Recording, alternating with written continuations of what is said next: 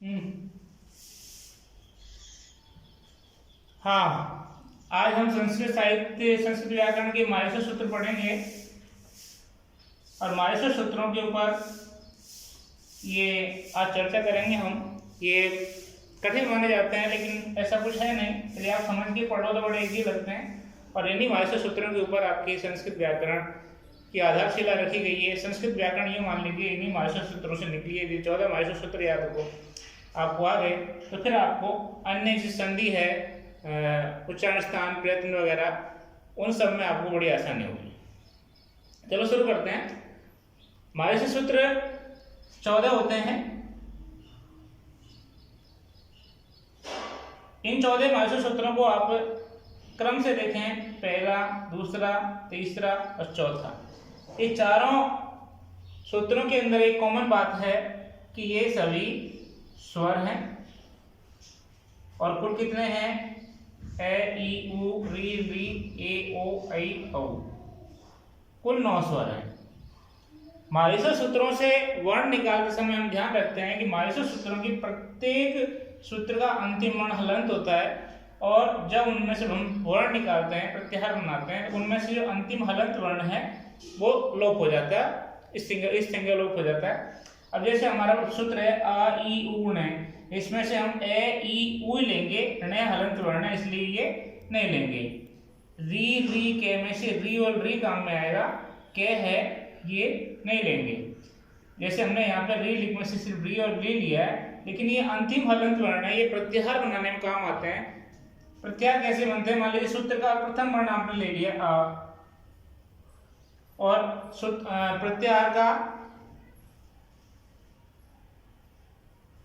प्रत्याहार का अंतिम वर्ण है वो आपका हलंती होगा। जैसे हम यहां से ले लेते हैं के, तो अ, ई, तो अक प्रत्याहार में आता है ए, ई, उ, री और री। अब मान लीजिए हम ऐसे लेकर के चे तक लेते हैं तो ये प्रत्याहार बनता है ए, चे, अच। अच प्रत्याहार में आप देखोगे कि ये सभी 9 स्वर आ जाते हैं, और तो इसलिए अच प्रत्याहार को हम स्वर संधि, यूं मान लीजिए स्वर संधि का दूसरा नाम असंधि है। क्यों? क्योंकि सभी स्वर हैं वो अच स्वर प्रत्याहार के अंदर आ जाते हैं। अब देखो ये 4 सूत्र हैं शुरुआत के, इन्हीं के ऊपर आपकी जो स्वर संधि है लगभग इसी में इनके ऊपर डिपेंड करती है, निर्भर करती है। और उसके बाद हमारा 5वां सूत्र शुरू होता है से, और 14वां सूत्र है अंतिम लय। तो हम एक प्रत्याहार बनाएंगे ह, लय। है और लय के अंतर्गत जितने भी 5वें से लेकर के 14वें सूत्र हैं, इन सभी में आपके सभी व्यंजन आ जाते हैं। क्या आ जाते हैं? व्यंजन। तो सभी व्यंजन आने के बाद में, इसलिए जो हमारी व्यंजन संधि है उसका दूसरा नाम हल संधि होता है। ये इसी वजह से होता है, इन्हीं माहेश्वर सूत्रों के कारण। अब आप देखो 5वां सूत्र है ह, वरण, लण। 5वां और 6वां सूत्र, इन दोनों में एक कॉमन चीज है कि इन 4 में है और ये, वे, रे, ले, ये सभी वर्ण आ जाते हैं और इन सभी को हम संस्कृत व्याकरण में अंतस्थ व्यंजन कहते हैं। तो उसके बाद 7वां सूत्र है अणम गणनम। आपके वर्गीय व्यंजन होते हैं 25। उन वर्गीय व्यंजनों का प्रथम, द्वितीय, तृतीय, चतुर्थ, पंचम अक्षर होता है। तो 7वें सूत्र में सभी वर्गीय व्यंजनों के पंचम अक्षर है। तो आप रटो मत, ये देखो 7वें सूत्र में क्या है, सभी वर्गों में पंचम अक्षर है। यदि आपने देखा तो आपको रटने की आवश्यकता नहीं है। फिर आप 8वां और 9वां सूत्र देखो। 8वें और 9वां सूत्र में झवें घटदस, झवें घटदस में आप देखो दोनों ही सूत्रों में आपको प्रत्येक वर्ग का चतुर्थ अक्षर चतुर्थ वर्ण है। झे, भे, घे, डे, धे, ये चतुर्थ अक्षर है। अब आपको अलग से कुछ रटना नहीं है। देखो ये 8वें 9वें में क्या रहा है? चतुर्थ अक्षर आ रहा है। फिर आपको अलग से कुछ देखने की, कुछ बताने की आवश्यकता नहीं है।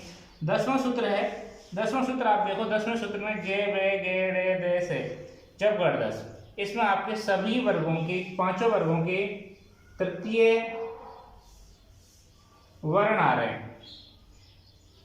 11वां सूत्र है खप, छठत, छठतव।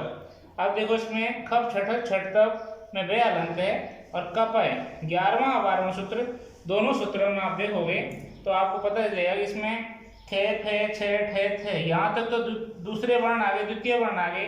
चे टे ते ये प्रथम वर्ण है, और के पे, तो चे टे ते और के पे ये सभी वर्गों के प्रथम अक्षर हो गए। तो आपको देखो वर्गीय व्यंजनों के पंचम अक्षर, चतुर्थ अक्षर, तृतीय अक्षर, द्वितीय अक्षर और प्रथम अक्षर।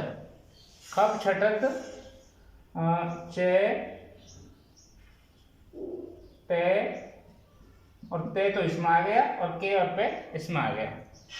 13वां 14वां सूत्र है इसमें, देखो से र हल, तो से और है ये सभी आपके ऊष्म व्यंजन माने जाते हैं। अब आप देखो सभी जो आपके स्वर हैं वो कुल 9 आए हैं, और सभी व्यंजन हैं वो आपके 33 हैं। तो आपसे कोई पूछे, प्रश्न आए मान लीजिए कि 22 सूत्रों में कुल कितने वर्ण आते हैं, तो आप लिखेंगे 42 वर्ण आते हैं।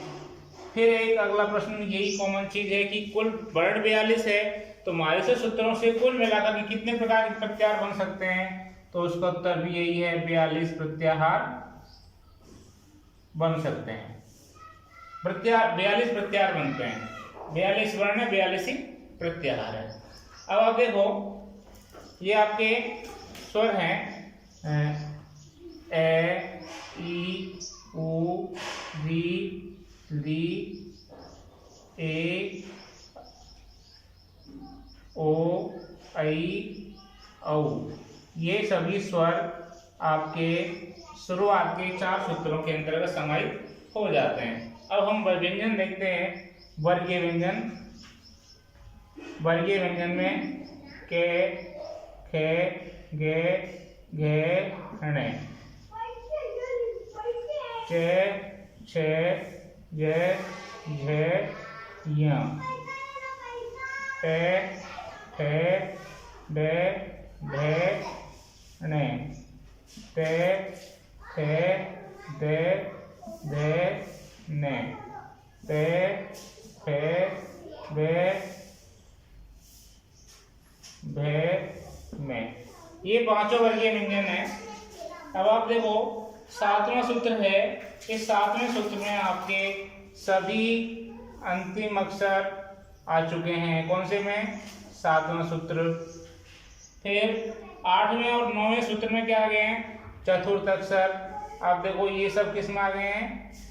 8वें और 9वें सूत्र में। फिर 10वें सूत्र में आ गए आपके सभी तृतीय अक्षर, तो ये किस में आ गए हैं? 10वें सूत्र में।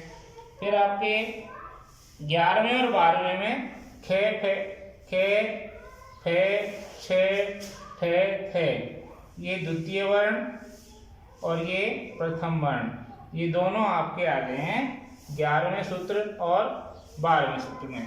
आपने 5वां और 6वां सूत्र देखा, उसमें आपके ए वर्गीय व्यंजन भी होते हैं। ए वर्गीय व्यंजन 2 प्रकार के होते हैं, अंतस्थ और ऊष्म। अंतस्थ में ये वे रे ले, ये सभी आपके 5वें और 6ठे सूत्र में आ जाते हैं। और ऊष्म व्यंजन है से है, ये आपके 13वें और 14वें सूत्र में आ जाते हैं। इस प्रकार से आपकी पूरी वर्णमाला 22 सूत्रों में समाहित हो जाती है।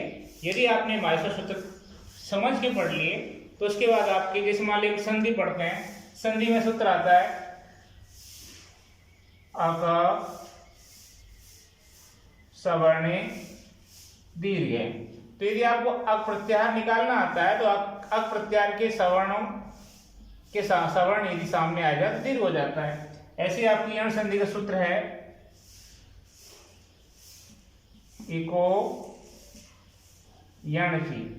इको यणची में आप देखो 3 प्रत्याहार आए हैं,